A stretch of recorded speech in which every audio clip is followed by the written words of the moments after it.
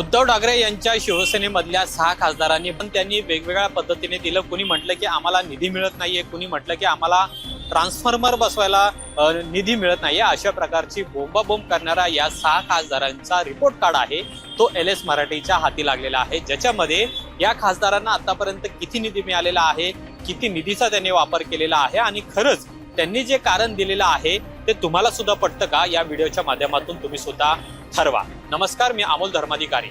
काही दिवसांपासून ऑपरेशन टायगरची चर्चा ही महाराष्ट्र नव्हे तर देशभरामध्ये सुरू झालेली होती आणि यामध्ये प्रामुख्याने ओमराजे निंबाळकर, भाऊसाहेब वागचौरे, संजय बंडू जाधव, संजय देशमुख, त्याचबरोबर नागेश पाटील आष्टीकर आणि संजय दिना पाटील यांनी बंड केला आणि ठाकरेंची साथ सोडली। काल या 6 जणांचा अधिकृतपणे शिवसेना एकनाथ शिंदे यांच्या पक्षामध्ये प्रवेश झालाय। ही कारणं देत असताना या खासदारांनी म्हणजे प्रामुख्याने ओमराजे निंबाळकर यांनी तर म्हटलं की मला ट्रान्सफॉर्मर बसवायला निधी मिळत नाही अशी ओरड आहे आणि त्यामुळेच मी सत्ताधारी पक्षामध्ये जात आहे।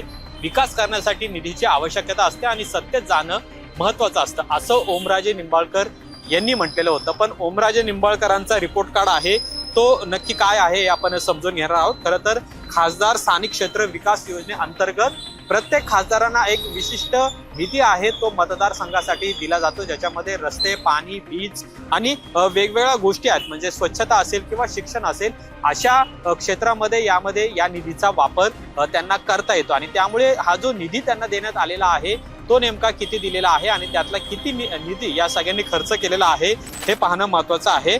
फुटलेल्या काही खासदारांनी खरं तर निधी मिळत नसल्याची ओरड आहे ती सांगितलेली होती, निधी आम्हाला मिळत नाहीये असं त्यांनी म्हटलेलं होतं। पण खरंच हे सगळं निधी मिळवण्यात त्यांना अडचणी होत्या का, मतदारसंघामध्ये नेमक्या काय काय अडचणी त्यांना भेडसावत होत्या, विकास निधी जो आतापर्यंत मिळालेला आहे तो या खासदारांना किती मिळालेला आहे, त्याचा वापर त्यांनी किती केलेला आहे, हे सगळं आता आपण जाणून घेणार आहोत। सुरुवात करूया या 6 बंडखोर खासदारांमध्ये सर्वाधिक चर्चेत राहिलेल्या खासदार ओमराजे निंबाळकर जे धाराशिव लोकसभा मतदारसंघाचे खासदार आहेत आणि आता ते एकनाथ शिंदेच्या शिवसेनेमध्ये सहभागी झालेले आहेत। तर ओमराजे निंबाळकर यांचे रिपोर्ट कार्ड आपण पाहिलं तर त्यांना एकूण आतापर्यंतचा जो निधी मंजूर झालेला आहे तो 18,47,00,000 इतका झालेला आहे। त्याच्यामध्ये त्यांनी जो खर्च केलेला निधी आहे तो 1,97,00,000 इतका आहे। त्यांनी पूर्ण झालेली कामं जर आपण पाहिली तर 130 कामांपैकी फक्त 21 कामं त्यांनी आतापर्यंत या निधीच्या माध्यमातून पूर्ण केलेले आहेत। अजूनही त्यांच्या जवळपास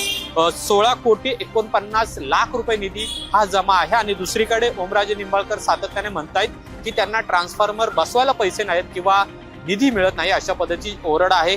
कार्यकर्त्यांची कामं करण्यासाठी त्यांना निधी मिळत नाहीये। पण ही जी आकडेवारी जी खासदारांच्या रिपोर्ट कार्ड मधून समोर आलेली आहे त्याच्यामधलं हे वास्तव समोर आलेलं आहे। दुसरं नाव आपण घेतलं तर नागेश पाटील आष्टीकर, ज्यांनी फेसबुकच्या माध्यमातून आपण एकनाथ शिंदे यांच्या शिवसेनेमध्ये का जात आहे याचं स्पष्टीकरण दिलं आणि निधी मिळत नसल्याची ओरड आहे ती सुद्धा नागेश पाटील आष्टीकरांनी व्यक्त केलेली होती। त्यांचा निधी आपण पाहिलं तर जवळपास 19,02,00,000 त्यांना निधी मिळालेला होता, त्यापैकी त्यांनी फक्त 5,02,00,000 रुपये निधी खर्च केलेला आहे। आतापर्यंत 79 कामांपैकी फक्त 28 कामं त्यांनी पूर्ण केलेली आहेत आणि अजूनही त्यांच्या जवळ 13,95,00,000 रुपयाचा निधी हा आहे, म्हणजे उपलब्ध त्यांच्याकडे आहे आणि त्यामुळे त्यांनी सुद्धा जे कारण दिलेलं आहे ते मतदारांना न पटण्यासारखं आहे।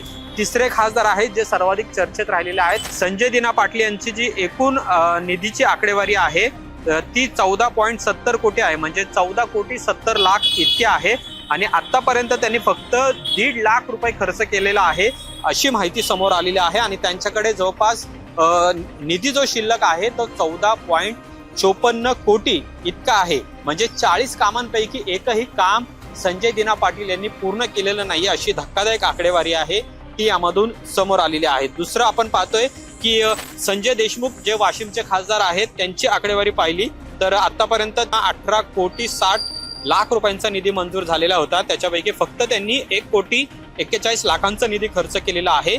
106 कामांपैकी फक्त त्यांनी 7 कामं आतापर्यंत पूर्ण केलेली आहेत आणि त्याच्यामुळे त्यांच्याकडे आता जवळपास 17,14,00,000 रुपये हे शिल्लक असल्याचं या खासदार रिपोर्ट मधून समोर येत आहे। शेवटचे खासदार आहेत त्याच्यामध्ये आपण पाहिलं की भाऊसाहेब वागचौरे आहेत, एकूण निधी त्यांना मिळालेला आहे तो 14.70 कोटी, खर्च केलेला जो त्यांनी निधी आहे तो 71 लाख रुपये आहे। आतापर्यंत 135 कामांपैकी 2च कामं फक्त त्यांनी पूर्ण केलेली आहेत आणि आतापर्यंत त्यांच्याकडे 13,98,00,000 लाख रुपये आहेत ते शिल्लक असल्याचं यामधून दिसून येत आहे. अजून एक खासदार आहेत आपल्याकडे, संजय बंडू जाधव, जे परभणीचे खासदार आहेत. त्यांना एकूण 14.70 कोटी निधी मिळालेला होता. आतापर्यंत त्यांनी 3.78 कोटी हा निधी खर्च केलेला आहे.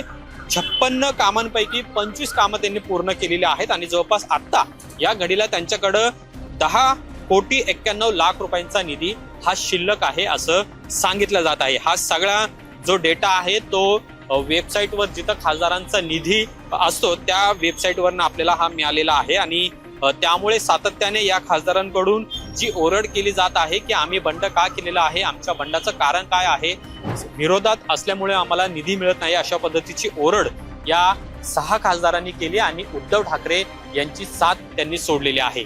मतदारसंघामध्ये आता त्यांच्या विरोधात अनेक रोष आहे तो सुद्धा सुरू आहे.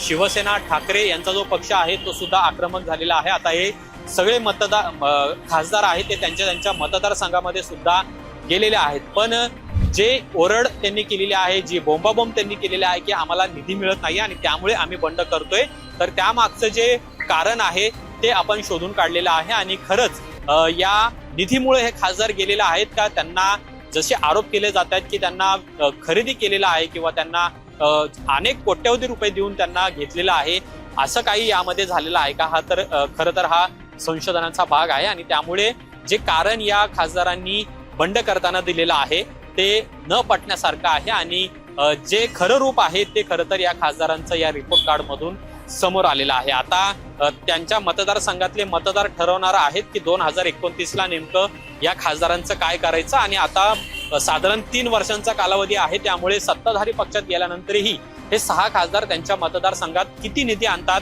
किती निधीचा ते वापर करतात आणि या संपूर्ण मतदारसंघाचा 6ही मतदारसंघाचा विकास 2029 पर्यंत होणार का, हे सुद्धा पाहणं महत्वाचं असणार आहे. आजच्या या व्हिडिओमध्ये इथेच थांबूया.